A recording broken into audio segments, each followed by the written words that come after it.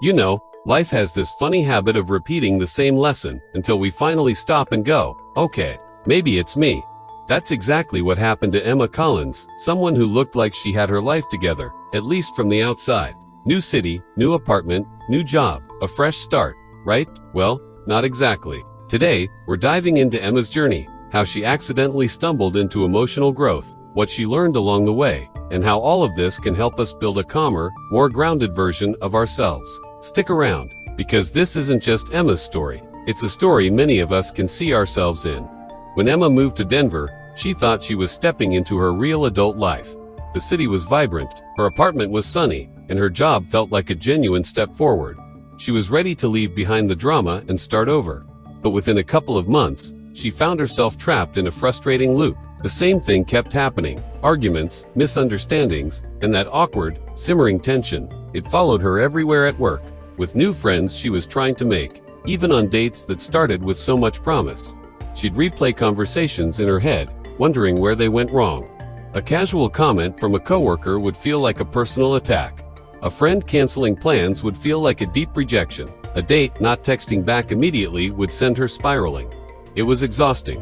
One rainy Tuesday night, after a particularly rough day at the office, she sat on a late bus, the city lights blurring through the window. That familiar knot tightened in her chest, a mix of anxiety, anger, and confusion. And in that quiet, lonely moment, she thought, why does everything get under my skin so easily?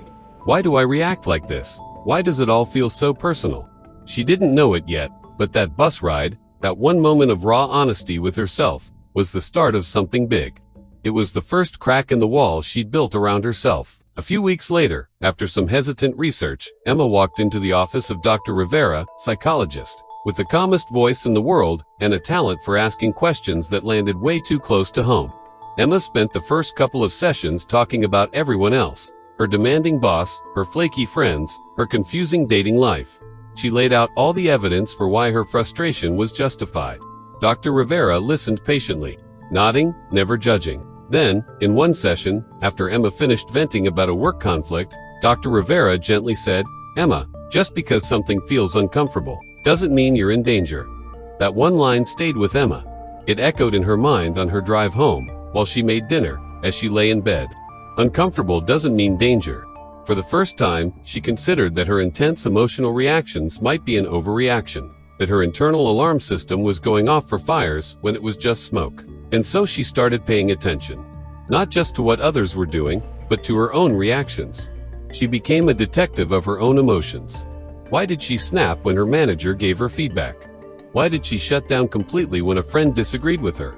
Why did she feel attacked even when no one was attacking her?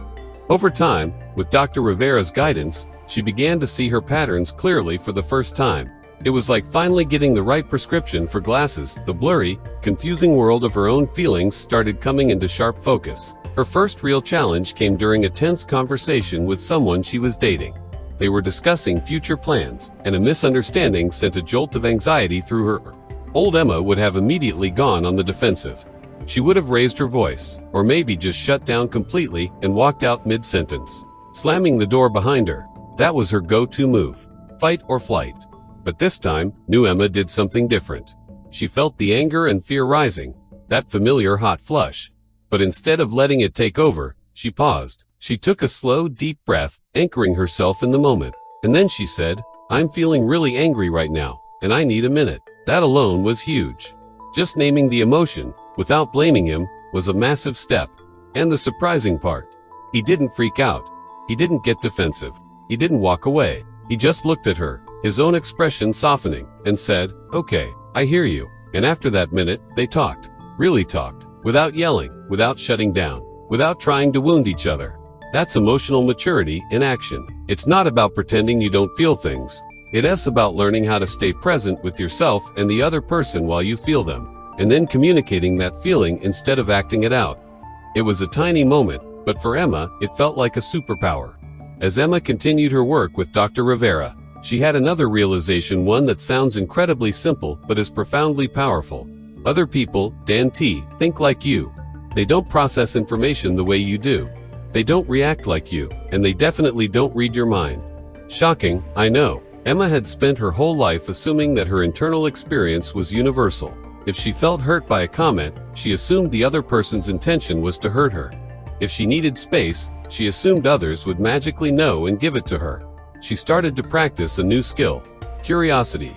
Instead of assuming, she started asking. When a friend seemed distant, instead of spiraling into thoughts of what did I do wrong, she'd send a simple text: "Hey, everything okay? You seem a little quiet lately." Instead of preparing her comeback in an argument, she started truly listening to the other person's perspective, trying to understand their world instead of just defending her own. She began to see people as complex, separate individuals, not just characters in her own life story who were supposed to follow her script. And suddenly, her relationships felt less like battles to be won and more like conversations to be had. The pressure was off. The world felt bigger and a lot less threatening. During one session, after months of this hard internal work, Emma sat across from Dr. Rivera and said, "I think I finally get it. My life is shaped by my decisions." It wasn't a statement of blame, but one of empowerment. It meant her happiness wasn't solely in the hands of her parents, her partner, her boss, or her circumstances. It was in her hands. This was the shift from blame to responsibility. And with that new sense of ownership, she started choosing differently.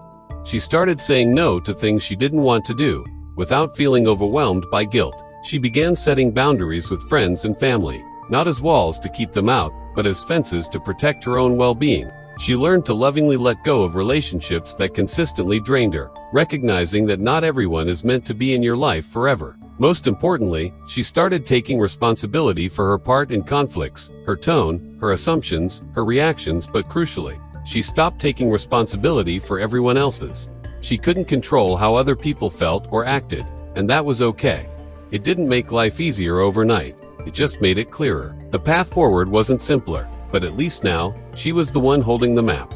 A year later, Emma was still human. She still had bad days. She still got angry, felt anxious, and made mistakes, but the difference was profound. Now she noticed her triggers before they exploded. She could feel that old, familiar knot starting to form in her chest and think, "Ah, there you are. I see you." And because she saw it, she had a choice. She communicated better, using "I feel" statements instead of "you did" accusations. She recovered from emotional upsets faster, because she knew how to self-soothe instead of spiraling. She cared for the people in her life more intentionally, because her relationships were built on understanding, not unmet expectations. Emotional maturity isn't a destination you arrive at. It's not about achieving a state of perfect, unshakable zen. It's about awareness and choice. It's the ongoing process of showing up for yourself, again and again. One evening, Emma found herself on that same late-night bus route, the one where this whole journey began a year ago. She looked out the window at the same blurry city lights. But this time, she wasn't anxious. She wasn't replaying arguments in her head. She wasn't spiraling into a pit of self-criticism. She just sat there, breathing quietly, feeling a sense of peacefulness in her own skin. Life hadn't magically become easy. There were still challenges at work, still complexities in her relationships, but it had become hers. She was no longer just reacting to life. She was living it. And that, right there, is the whole point of emotional maturity. Not to erase the chaos and uncertainty of life, but to learn how to find and hold your center and stay